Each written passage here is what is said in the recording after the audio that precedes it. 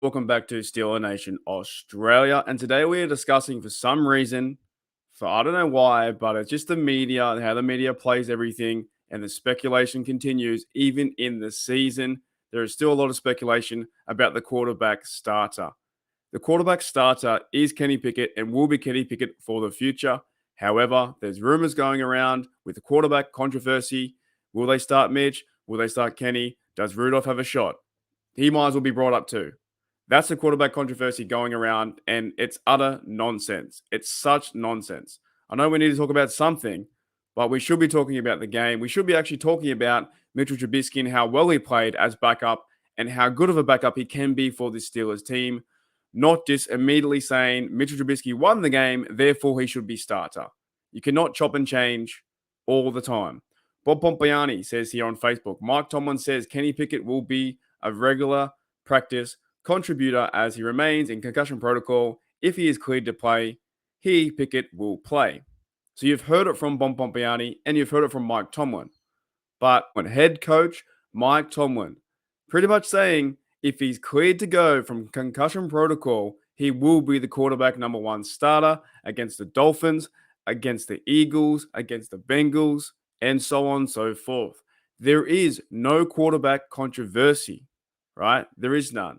Kenny Pickett has now played, 2.5 games or 1.5 games or whatever he's played. He's a rookie. Things are going to take some time. Now, he was playing some good football before he got injured, and I reckon, in my opinion too, it was all precautionary. You know, we don't know if he was concussed or not, but he's going to be a full participant in practice. It's all to do with this stuff right now with Tua's injury, the big scare that Tua went through, that every single concussion now is being held under a microscope.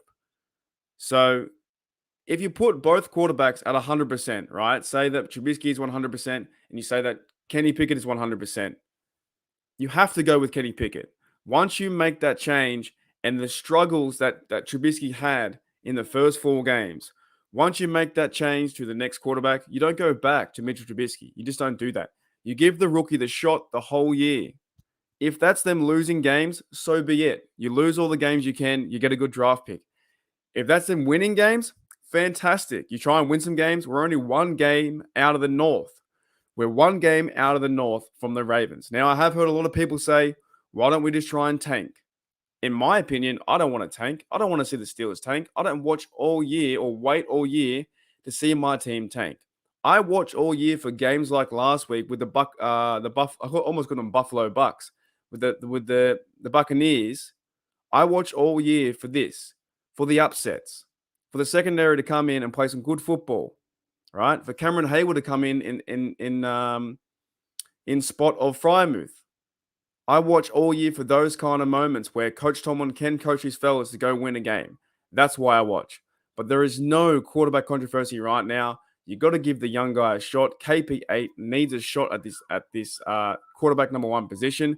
He brings the most spark and confidence to this team, and the players back him up.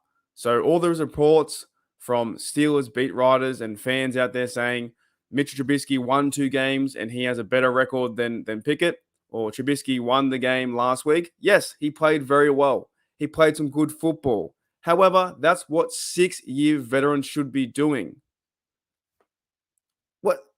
He's been playing the league a very long time. Trubisky needs to be doing this. He should have been doing this from the get-go. He couldn't handle the pressure after the first 4 games. And with no pressure on him coming in as backup, he went out there, he won the game with Claypool. That's what happened.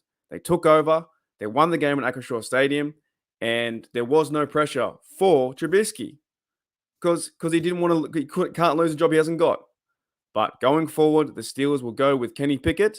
Hopefully he's ready and he does clear all the protocols and he's ready for the big game against the Dolphins with Kenny Pickett versus Tua. It's going to be an amazing game. It's going to be one huge spectacle.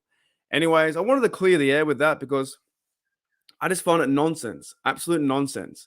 And you won't hear me on this channel say, will there be quarterback controversy? Hit Y for yes, N for no. Will there be quarterback controversy? Can Mitchell Trubisky win his job back?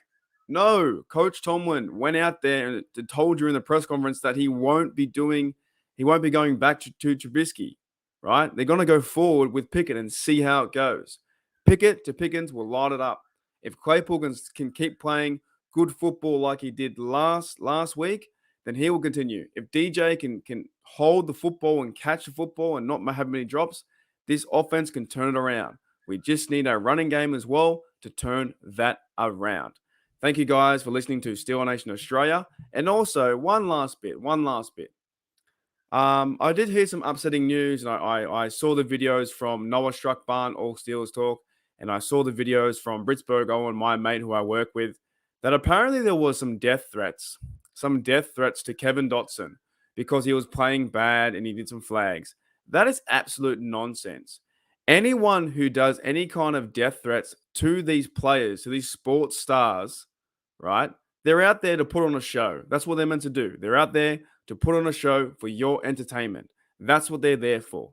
If anyone's going out of their way to write death threats or call in death threats to a player, to another person, you know what? I'm not saying it's you, but those people are they're weak as piss. Those people who do that are weak as piss. That's what they are. They're absolutely nothing. So I do not encourage that on my page here or my YouTube channel here. We're building a strong community, trying to build a strong community in Australia and a strong community overseas, a Steelers Nation community where we get behind our team. Yes, we can be critical all we want. We can be critical of Mike Tomlin, Matt Canada, the players, Trubisky, Kenny Pickett, anyone. Fitzpatrick, doesn't matter. Cameron Hayward, we can be critical. But the minute you make it personal is the minute where you find yourself on the bottom of the barrel of one of the worst humans to ever be alive. And this is a big reason why I like dogs much more than people. I'll tell you that much. If you're a dog person, you're a friend of mine.